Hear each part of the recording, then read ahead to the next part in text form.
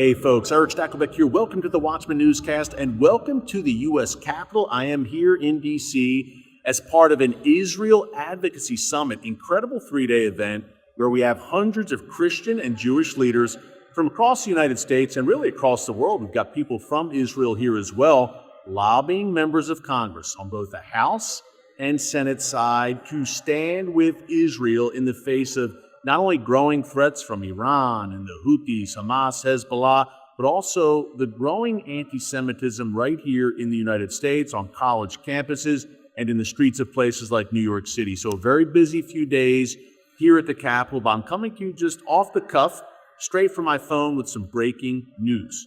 Today, Israeli fighter jets completely dismantled Yemen's main airport. Sana'a International Airport has been crippled. It's no longer able to be used, at least for the foreseeable future, after, again, massive Israeli airstrikes, not only crippling the airport, a terminal there, but anything on the ground, folks, including planes, was destroyed by the Israeli Air Force. I'm coming to you around 2 p.m. Eastern Time in D.C. This was just a few hours ago.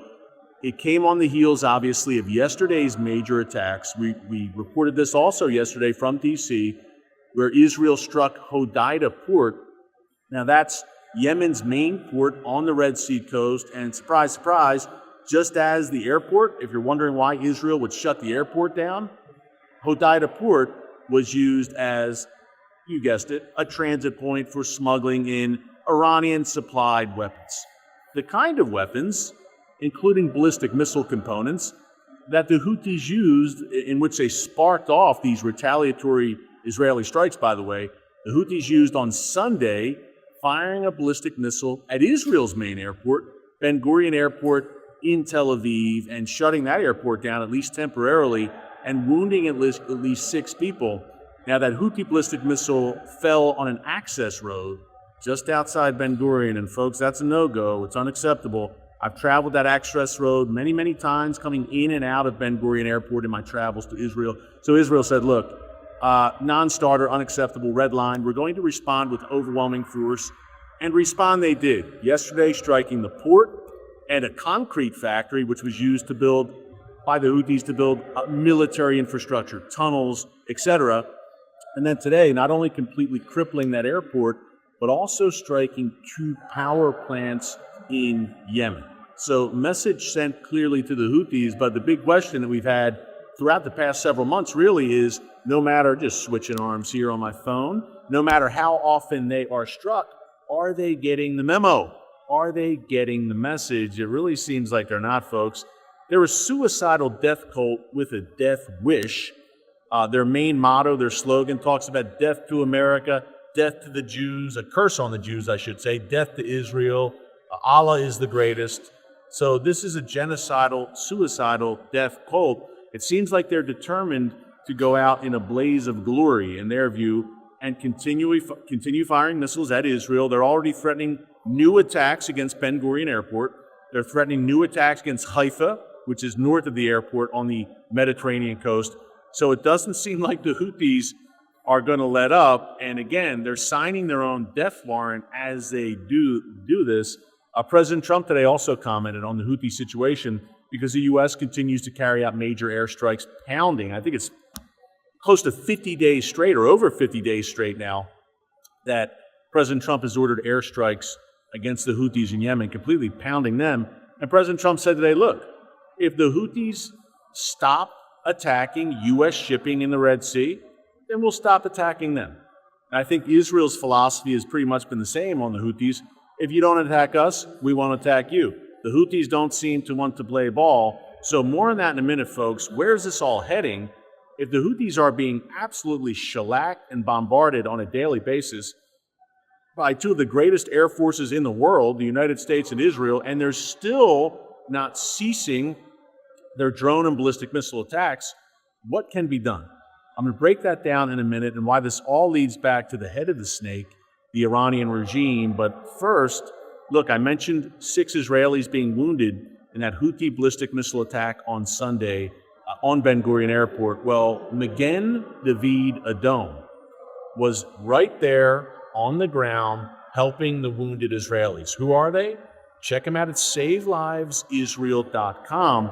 Again, DeVita Dome is the sponsor for today's newscast. And folks, dear friends of mine, you've heard me talk about them a bunch. If you want to bless Israel and stand with Israel at the most crucial time in the history, in the modern history at least, of the world's one and only Jewish state, this is the way to do it, to fulfill that biblical mandate laid out in Genesis 12:3. Again, DeVita Dome are Israel's first responders. Every terror attack, switching back to my right arm, every terror attack, any kind of attack, a heart attack, a fire, God forbid, in Israel, Again, DeVita Dome first responders are the first on the ground. They control Israel's and distribute Israel's blood supply, not only to civilians, but to the IDF. The ambulances in Israel, that's Again DeVita Dome, they're everywhere. This is an incredible organization. And right now, as Israel fights wars quite literally on 7 fronts, and Israel ready to essentially reinvade Gaza to conquer it and destroy Hamas once and for all, Again DeVita Dome is even more invaluable. A largely volunteer force. Dozens of Again DeVita Dome volunteers have been killed in the line of duty, serving the state of Israel. Again, they are Israel's first responders. SaveLivesIsrael.com to directly support them, and that support goes directly to the most affected communities in Israel. Incredible organization. They need a lot of help right now. Again, 7-front war. SaveLivesIsrael.com. Again DeVita Dome. I cannot recommend them highly enough. I would recommend, though, to the Iranian regime to cease and desist its sponsorship of the Houthis in Yemen, because now, folks, let's talk about outcomes here and where this goes. I think we are at the point, and I think Israel, most Israeli leaders are leaning this way certainly, that the head of the snake, the Iranian regime, needs to be sent a message.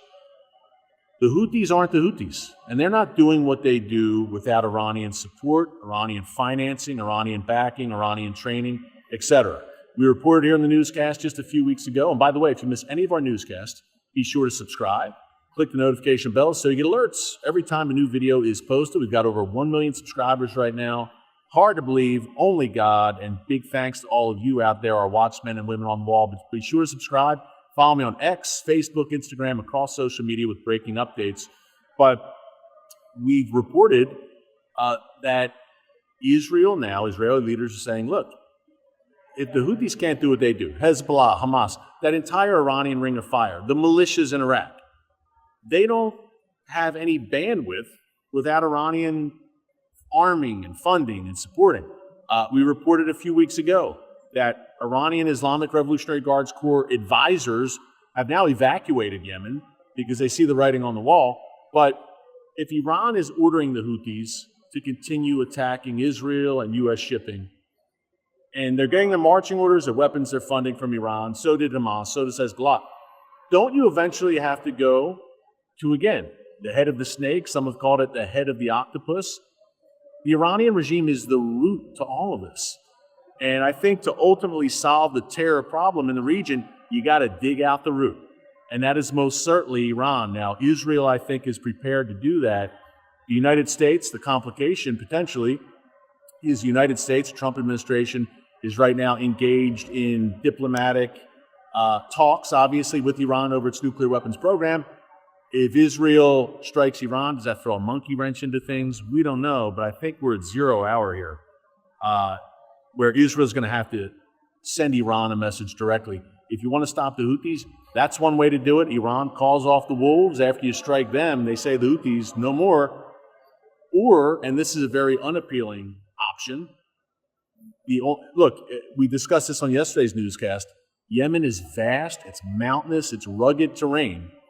The Houthis can hide in caves in areas that no humans have even been, in some cases, barren mountainous regions of Yemen. They can roll a missile launcher out of a cave, essentially, then roll back into the cave. Tough to stop, right?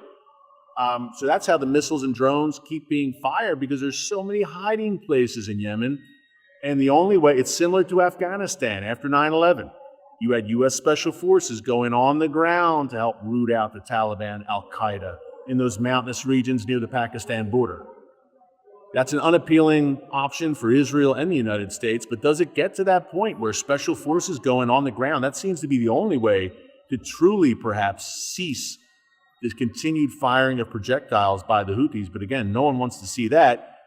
It would be a much more appealing option, I think, to the West, to the United States, to Israel, to just send a message through airstrikes, not get bogged down in the barren wasteland of Yemen, obviously. No one's talking about an invasion, but limited ground force, limited special forces incursions, I think, operations would be the preferable option. But no one wants to get that option either on the U.S. or Israeli side. So we'll see where it's heading.